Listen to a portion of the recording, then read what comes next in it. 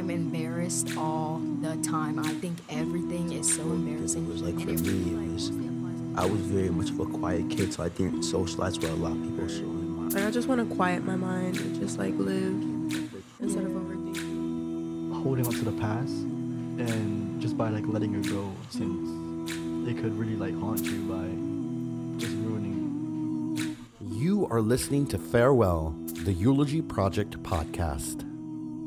Hi everyone, my name's Jay, and this is the Eulogy podcast. Today I'm with Shayla. Bridgett. and we're going to be talking about what we did for our assignment. So how did you start writing yours? So I started mine by introducing to the people that I wanted to get rid of my overly obsession with perfectionism. How did, what was the idea you had for your eulogy? Maybe like over analyzing things and like overdoing things to like get like approval for people. What do you think when writing about your topic was the hardest part to write, like the intro or talking about the actual problem? I feel like the hardest thing for me was talking about it, about my past situations that I had with it. Growing up with this overly obsession idea of perfectionism, being influenced heavily because of my parents in the past, was very hard for me to get out and just like write it to somebody who I know was gonna end up reading it. I found that it would be like, I don't know, it's, what's the word for it?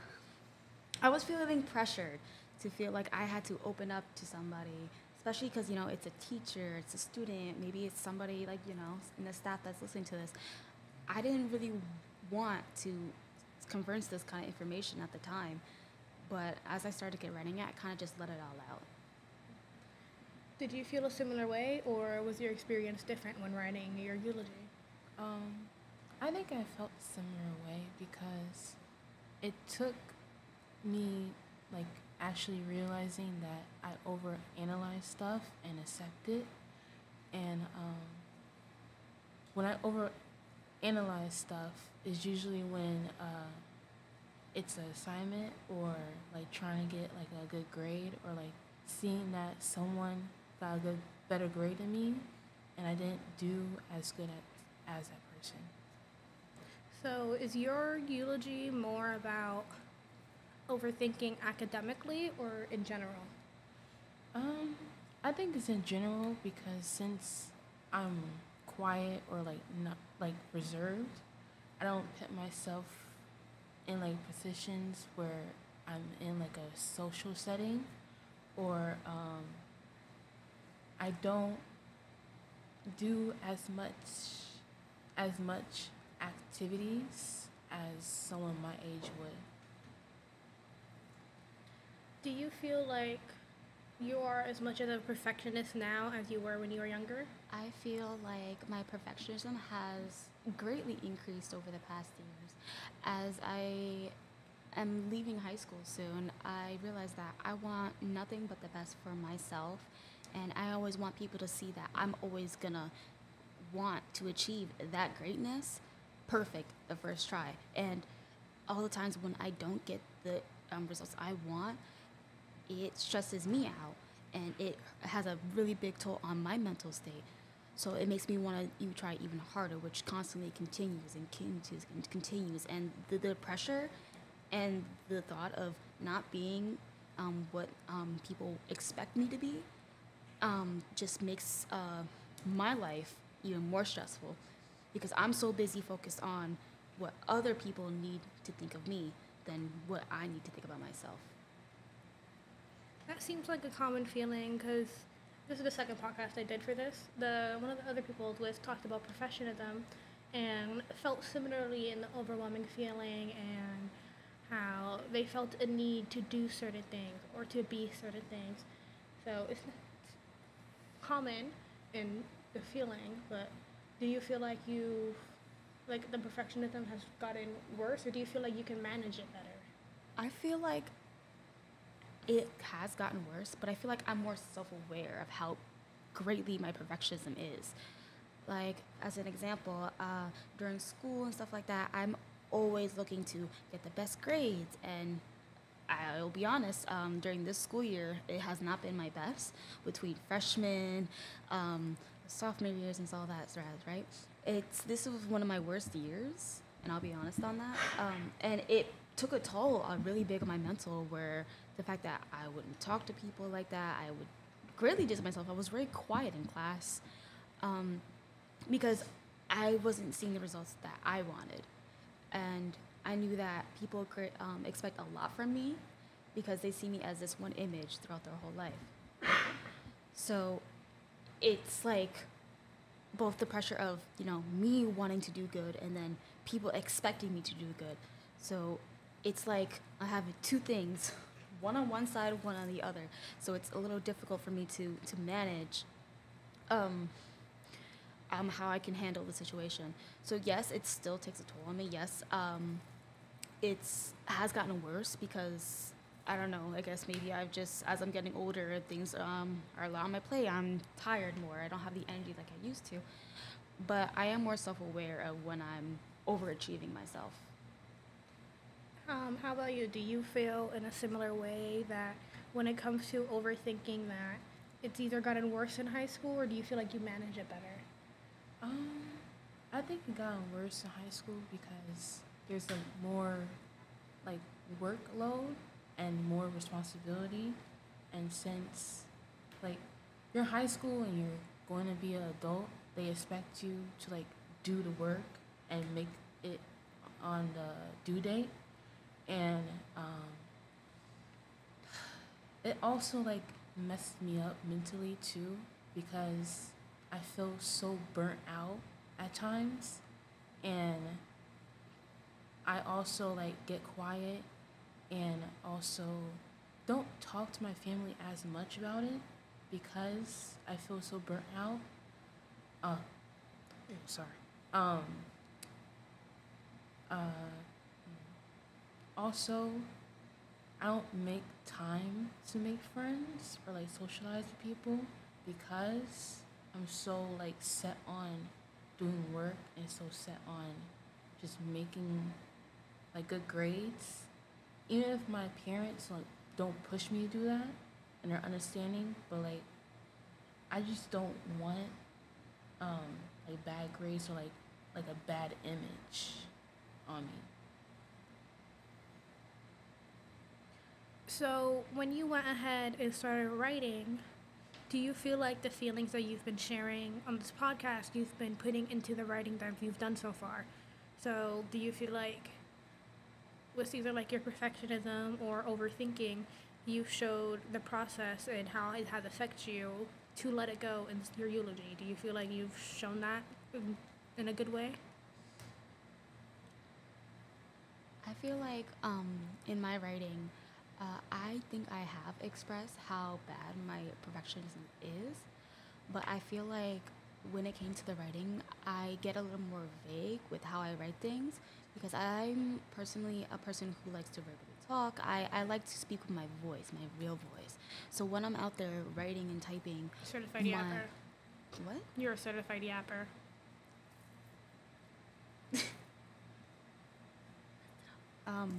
Anyways,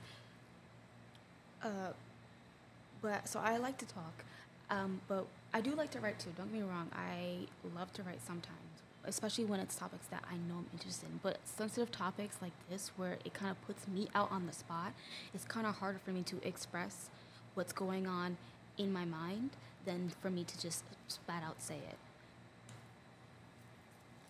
And I agree too. I'm more of a talker when I talk about like stuff like this, like overthinking and feeling burnt out, because I usually talk to my mom about it or my family, and me writing, just writing in general, doesn't really get my point across because I write vaguely too, and not in my like natural voice, if that makes sense. And also, it's not where I can be. I don't know. It's not where I can talk in my natural voice because I'm like writing it for teachers or like for other people to read. So I don't exactly know how to like describe my experience. That makes sense, especially knowing someone else is going to read it. I feel like when you write, you should be your target audience, and if somebody also enjoys it, then they enjoy it. But the eulogy is very personalized, so I feel like you should be your own target audience. And if vague description is the only thing that you can think of, I wouldn't blame either of you for writing something like that. It's understandable, and you can still make a real good story even if you're vague.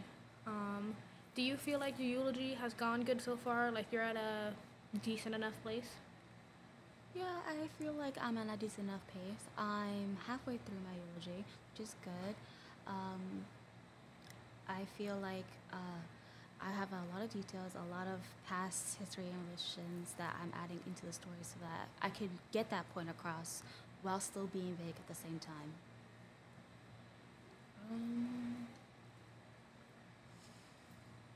I think I'm in a good place too. I don't put as much detail as I wanted to, but I still write vaguely, and that's just how I write. So, are you content with where your eulogy is right now? Like, if you were told to give a progress update and you showed what you had, would you be content with what you were showing off? I feel like I would need to tweak it a lot more because, like I've said before, my perfectionism is really high as of this year. So I don't really like to show my work unless I know it's perfect or if I know it's completely done or it's the way I want it and I really want you to read it. So I probably wouldn't be. I'd end up probably waiting till I hit the nail on it and just completely spat out finished it. Then I would end up showing you. And even if I did show you, I'm really hard on people giving me feedback. So adding more stuff to my eulogy, especially if I'm a vague writer, it's harder for me to say these things in writing than it is for me in person. It'll be more difficult for me when I get that peer writing and peer assessment. It would make me writing my eulogy a lot difficult for me.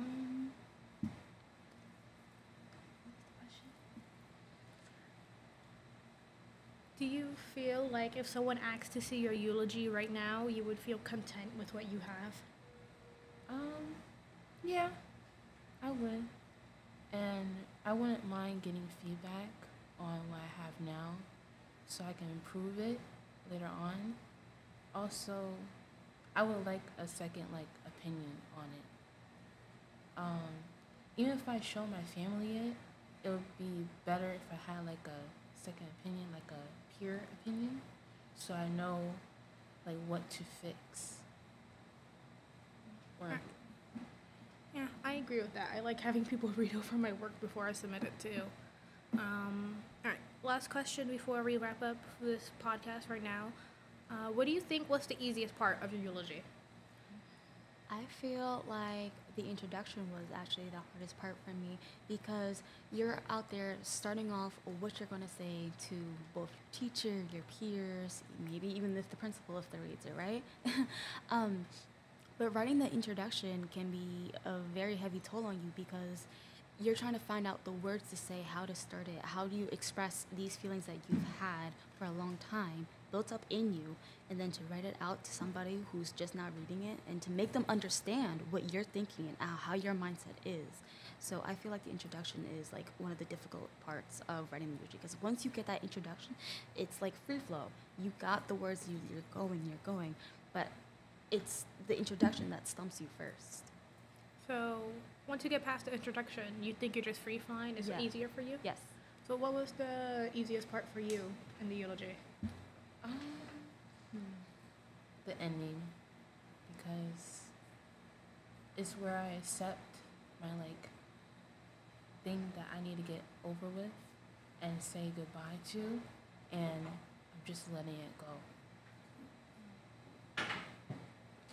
Yeah, I have to agree. Once you get to a steady place where you feel like you're past the like giving context, it becomes easier to write. And if you're at a good place when you write it, ending it could be like the easiest thing, and then ending it could be like the hardest thing in the world. But very common experiences, and like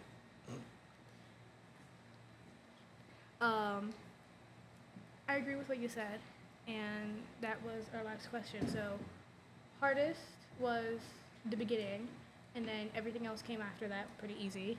And you found the easiest part, the ending, wrapping it up. Yeah, I have to agree. Once you get past the intro and then wrapping it up, it's like the best thing. I agree.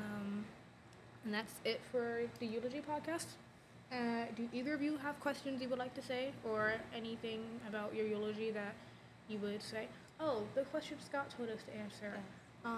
If you had advice to give someone next year when they write this, what advice would you give them? I feel like when they write this and they're looking to find that one thing that they want to get rid of in their life to help themselves prove, I feel like don't let your family or your friends impact how you see things and how stuff works. It's just like how I was. I let my parents heavily impact how my professionalism is the biggest thing in my life. My parents are one of my biggest influences, and I live with them. They're always by me. They're always looking out for me, right? But they're also the most first ones to judge you. You know what I mean? They're the ones who always be like, oh, you need to do it this way, do it that way. No, this way's better. So I feel like don't let people influence you the way you are, because that's going to take effect on how you do things. And it's your choice either if you want to listen to it or you go your own way. And I didn't go the right way during the time. So I felt like I think students who do this next year need to realize that people shouldn't influence you so heavily on your life. So keep your values. Absolutely. If you had advice to give for next year's students when writing this, what would you give? Don't think too hard about it. Also, I agree about not letting anyone impact like your values, and also it would be harder if you think about it and think about what you need to let go rather than what you want to let go. Yeah, I agree with both of you. Letting it go with the flow instead of having someone dictate your decisions or someone influence your decision, it's the best way to go. And that is the last question. That was what Scott wanted us to answer, so we finished? Yeah. All right, so this is the end of the Eulogy podcast, and let's hope we get a good grade. You've been listening to Farewell, the Eulogy Project podcast, a Spark Studio production.